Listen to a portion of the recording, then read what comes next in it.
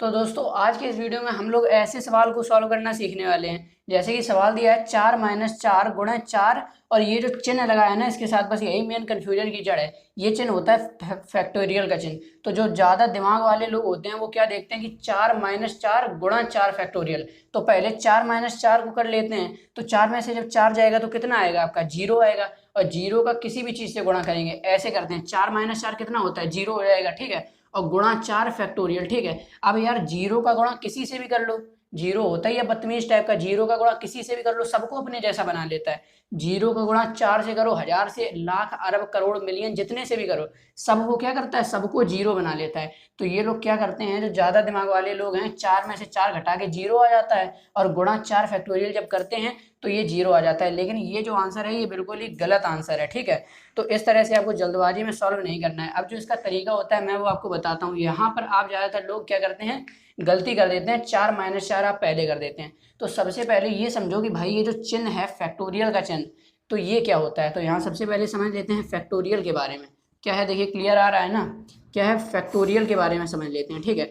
तो फैक्टोरियल का चिन्ह दो तरीके से होता है। एक तो ये जो आपके सामने लिखा है ना, ये एक ये फैक्टोरियल का चिन्ह होता है, और एक ये इस तरीके से होता है। अब जैसे कि कोई संख्या लिखी है 3 फैक्टोरियल, ठीक है। तो यहाँ मान लीजिए लिखा है 4 फैक्टोरियल, यानी कि चाहे ये चिन्ह बाद में लगा हो तब भी उसका मतलब यही होता है 3 फैक्टोरियल। और चाहे 4 जो है इसके अंदर लिखा है तो भी उसका मतलब क्या होता है कि 4 फैक्टोरियल, ठीक है। अब ये फैक्टोरियल क्या होता है? फैक्टोरियल का मतलब ये होता है कि 3 के साथ अगर फैक्टोरियल लगा है तो हम क्या लिखते हैं? 3। अब इसके बाद हम इसका गुणा करते जाते हैं इसके छोटे से, यानी कि 3 का गुणा किससे करेंगे? 3 का गुणा करेंगे 2 से, फिर 2 का गुणा करेंगे 1 से। अब 1 के बाद हम नहीं करते हैं, क्योंकि 1 के बाद अगर 0 से गुणा कर देंगे तो सब 0 ना बना लेगा, इसीलिए। तो 3 फैक्टोरियल का क्या मतलब है कि क्रम से हम घटते क्रम में इसका गुणा करते जाते हैं। तो 3 के साथ फैक्टोरियल लगा है, इसका मतलब क्या है? 3, उसके बाद गुणा किससे होगा? 2 से, फिर किससे गुणा होगा? 1 से होगा। बस जहां 1 आ जाए ना वहीं आपको रुक जाना है, ठीक है। ऐसे ही 4 फैक्टोरियल लिखा है, इसका क्या मतलब है? सबसे पहले 4, इसका गुणा किससे होगा? इससे कम के, मतलब कि 3 से गुणा होगा, फिर किससे गुणा होगा? फिर 2 से गुणा होगा, और फिर किससे होगा? 1 से होगा। बस 1 के बाद आपको नहीं जाना है, ठीक है।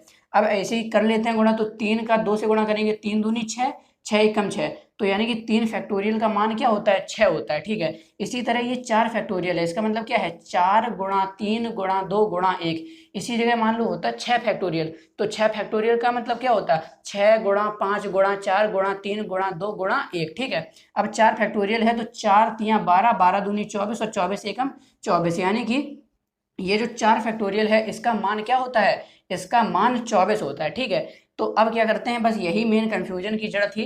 तो इसको आपने समझ लिया कि फैक्टोरियल क्या होता है, ठीक है।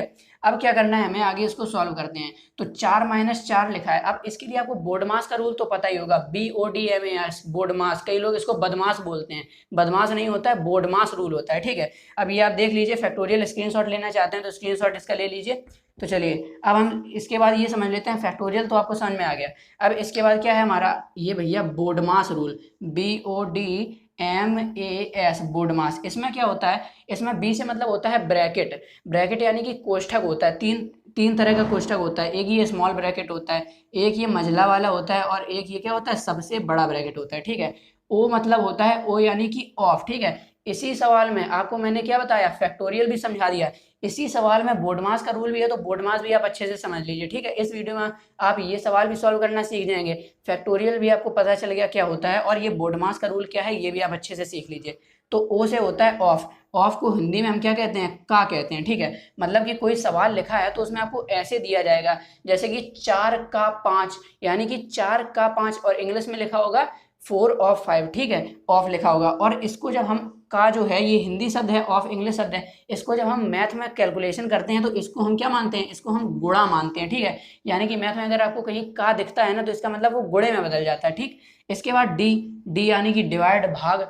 डिवाइड क्या होता है? ये भैया डिवाइड हो गया आपका। एम से क्या है? एम से है मल्टीप्लाई, ठीक है। ए से है, ए से एडिशन यानी कि जोड़ना, प्लस। इसके बाद एस से है सब्ट्रैक्शन, ठीक।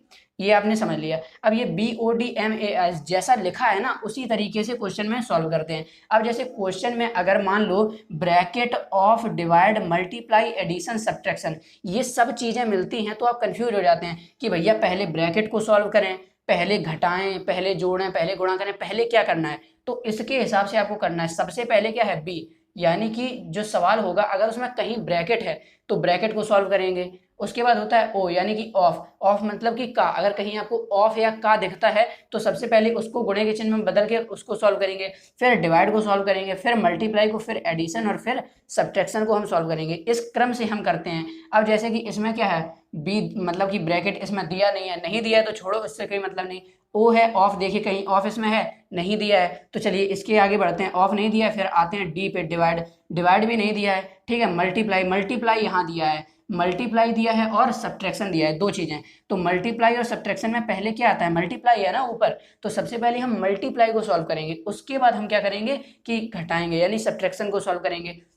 अब यहाँ लिखा है 4 - 4 गुणा 4 फैक्टोरियल, ठीक है। तो गुणे को पहले सॉल्व करना है, तो 4 - का 4 ऐसे ही लिख दिया, ठीक। अब इसके बाद क्या है गुणा है, गुणा 4 फैक्टोरियल। पहले तो 4 फैक्टोरियल का मान लिख लेते हैं, अभी हमने पहले निकाला था। 4 फैक्टोरियल क्या था, 4 गुणा 3 गुणा 2 गुणा 1, 4 तिया 12 दूनी 24, तो क्या आ जाएगा यहाँ आपका 24 आ गया, ठीक है। बस 4 फैक्टोरियल की जगह हमने 24 रख दिया और कुछ नहीं किया। अब इसके बाद क्या हमें गुणा करना है, मल्टीप्लाई, उसके बाद सब्ट्रैक्शन करना है। तो गुणा किसका हो रहा है, ये जो 4 है और 24 है इसी का ना गुणा हो रहा है, तो सबसे पहले इसी का गुणा करेंगे। तो यहाँ लिखा है 4, आप ऐसे लिख दीजिए। इसके बाद ये माइनस है तो माइनस लगा दीजिए। अब 24 का 4 से गुणा कर लो, तो 4 चौको 16 की 6 हासिल 1, 4 दूनी 8 और 1 9, 24 चौको 96, ठीक।